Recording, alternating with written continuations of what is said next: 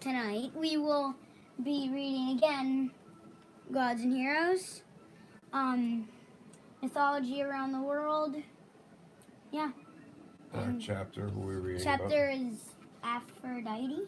Aphrodite, The goddess of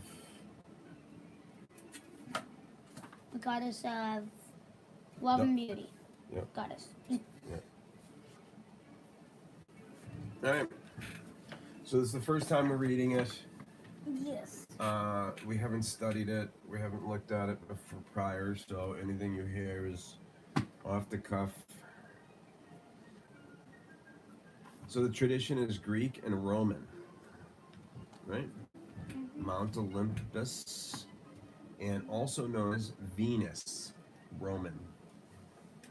So in the Roman tradition, it would be Venus as the love and beauty goddess. So Aphrodite is good looking, famously good looking, but being good looking isn't always good, especially when you have to deal with endless streams of love-struck mortals, aggressive gods, and jealous goddesses. So case in point. The goddess Hera got mad at Aphrodite because Hera's husband, Zeus, tried to seduce her. And Zeus got mad at Aphrodite because she rejected him. Her punishment, a forced marriage with the unsightly smith god, Hephaestus, was as crummy for him as it was for her. She was stuck with the ugliest god as a husband, and he was stuck with the least faithful wife on Mount Olympus. Aphrodite. Sorry, we're getting. Oh man, we're getting like low. It's low, yeah. So we may not make it through the whole thing. We'll see. So if we don't, we'll just come back tomorrow. We'll do it, yeah, next time. All right, next time. Yeah. So Mount Olympus. Aphrodite has loads of boyfriends after that, including the god Hermes, Dionysus, and Ares. Sources disagree on Aphrodite's origins. Some say she's the daughter of Zeus and a nymph named Dion. Others claim that she emerged from the sea foam surrounding a piece of dead god. Either way, she became one of the most popular gods on Mount Olympus. There were temples to Aphrodite all over Greece and Rome. So the Romans really dug her too, but I guess her name was Venus. Another myth says that it wasn't Zeus who made Aphrodite marry Hephaestus, but his wife Hera. Hephaestus trapped here in a custom-made throne and wouldn't let her go until she promised to make Aphrodite his wife. Hephaestus. So Pygmalion's sultry statue. Aphrodite was a favorite subject for Greek and Roman artists and the inspiration for one of the world's most famous statues, the Venus de Milo, which still exists today, give or take a couple of arms. So it has no arms to it, right? There's even a myth about a statue of Aphrodite. The statue was so beautiful that its sculptor, Pygmalion, fell deeply in love with it. He kept the statue with him everywhere, working, shopping, sleeping, and hoped and prayed that it would be his wife. Aphrodite heard his prayers and granted his wish. The statue came to life, and Pygmalion and the statue lived happily. This one here. Who is that? That would be Aphrodite. Well, this is thousands of years later, right? Yeah. So her arm fell off, but she still, she survived.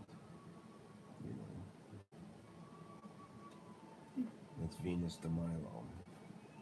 The statue came to life, and Pygmalion and the statue lived happily ever after. Adonis, what a babe. Adante. Adonis is once a princess named Mira, claimed she had better hair than Aphrodite. Unfortunately for her, Aphrodite heard about it. She punished Mira with a horrible curse. She would fall in love with her own dad. Really weird. So Aphrodite fell in love with the one that she cursed? No, she punished Mira with a horrible curse. She would fall in love with her own dad. I guess girls love their dads anyway, but Hey, buddy. okay. I guess it's the curse because you won't be able to find a boyfriend and have babies and stuff. So under the influence of the curse, Mira disguised herself and seduced her father. When he finally realized who she was, Mira's dad was horrified. He chased her out of the house and into a field, sword raised, ready to kill her. Mira prayed to the gods to help her disappear, and at the last second, they granted her wish and turned her into a tree. But as it turned out, Mira was pregnant. Soon the tree gave birth to Adonis, the most beautiful baby who ever lived.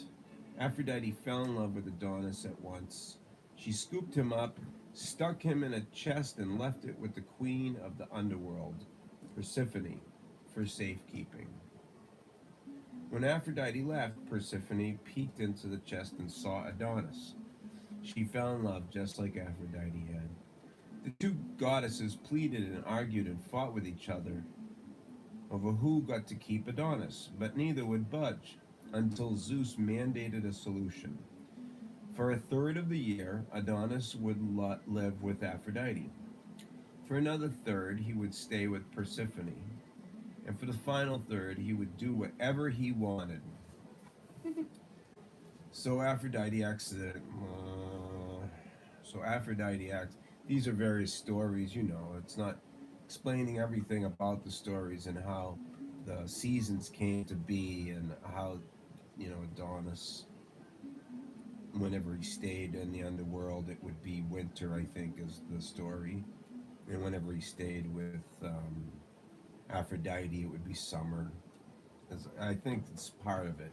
Not sure, but these are just real short glimpses into each and every god and hero that we talk about in our bedtime reading. Yeah, we should, yeah. It's our bedtime reading. We don't really do any videos anymore like we used to in the day. I don't know why. Well, yeah, we're trying to do one with you climbing the wall. Oh, yeah. So you might get to see that. Yeah. So how Aphrodite accidentally destroyed Troy. It was the wedding of the century, and all the gods and goddesses were invited. All, that is, except for Eris, the goddess of discord. When Eris tried to come anyway, she was turned away at the door. Furious and humiliated, she tossed a golden apple over the gate and yelled that it was a gift to the fairest goddess. Fairest meaning prettiest.